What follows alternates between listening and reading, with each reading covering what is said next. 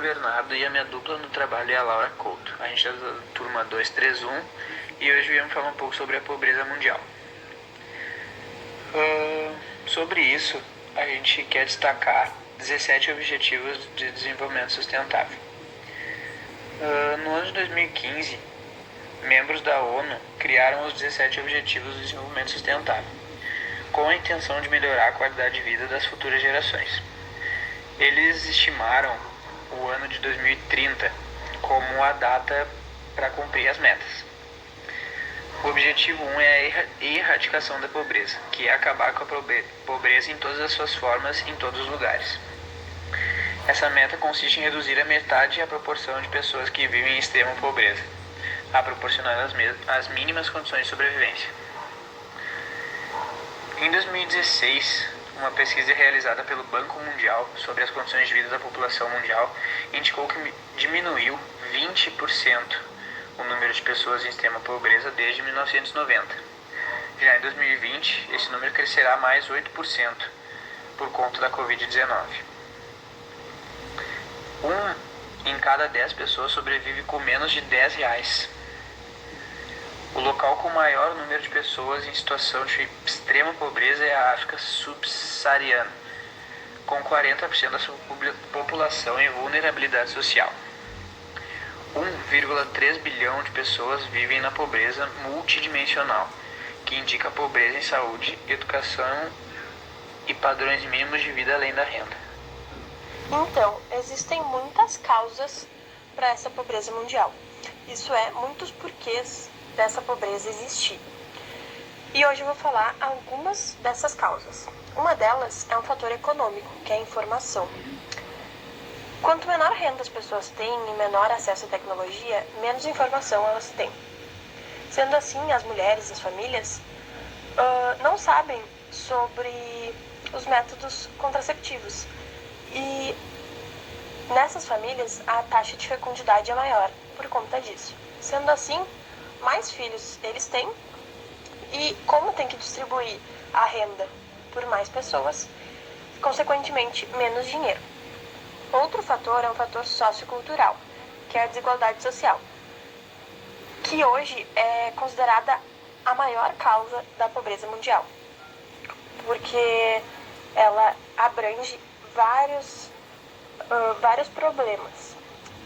Um deles é a falta de oportunidade e, consequentemente, a falta de emprego. Menos empregos as pessoas têm acesso, menos empregos as pessoas têm e gera menos renda.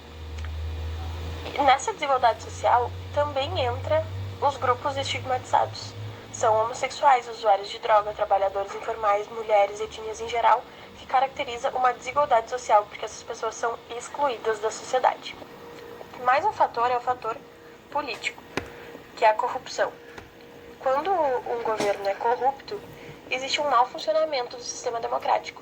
E as pessoas que mais são penalizadas por isso são as minorias, porque têm menos acesso à renda governamental.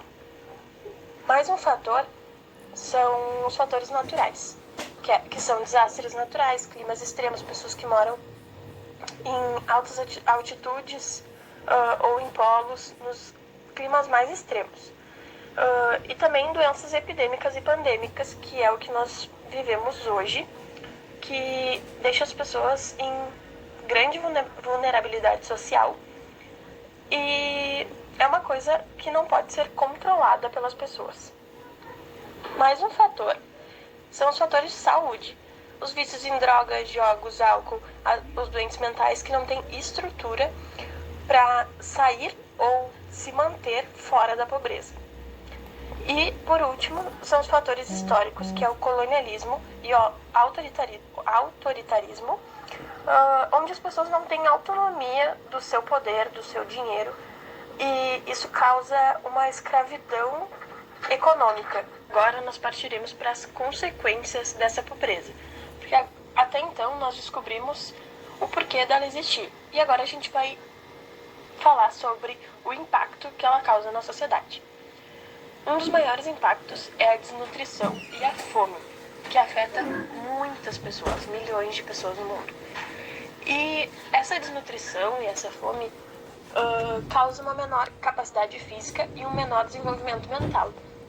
Sendo assim, também, essas pessoas também acabam entrando naqueles grupos estigmatizados e, consequentemente, têm menos oportunidade. Então, acaba sendo um ciclo vicioso.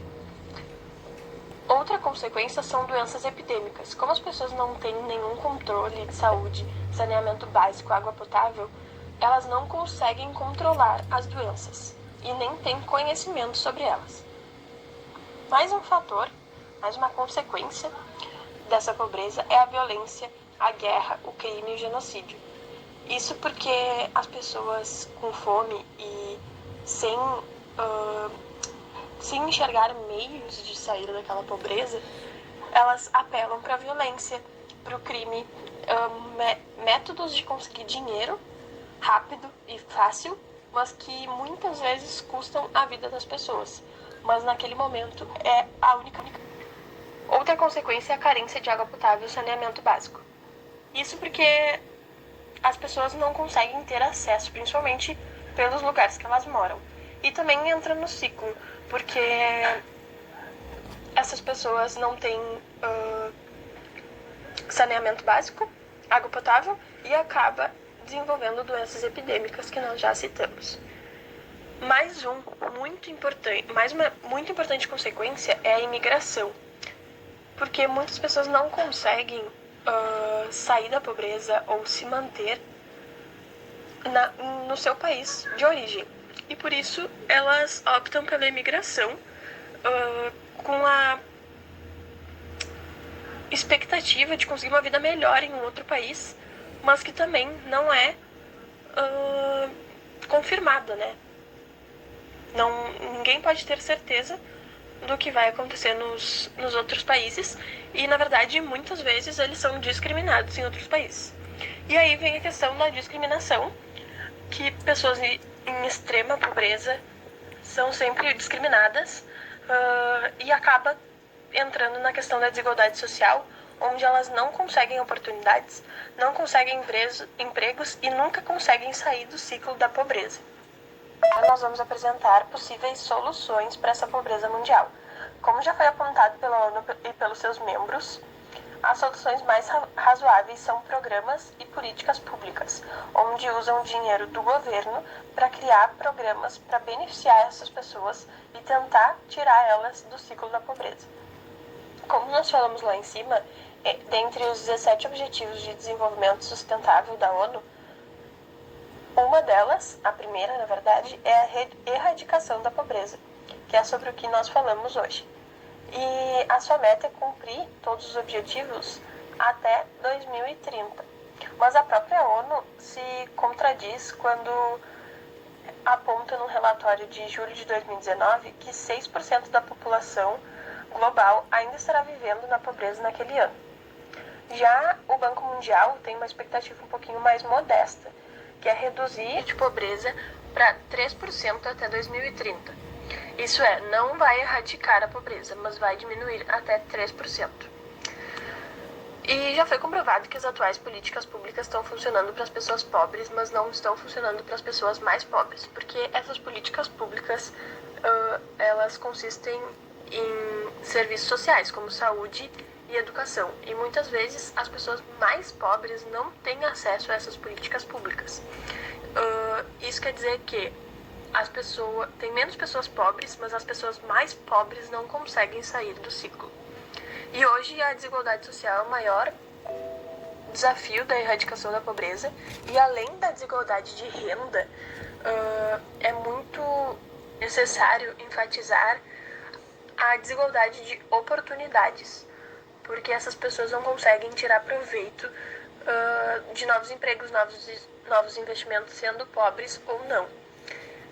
E essas pessoas, muitas vezes, elas nem querem que alguém tire elas da pobreza, mas sim que leve alguma oportunidade até elas, ou que elas consigam alcançar alguma oportunidade que elas mesmas consigam se tirar daquela situação.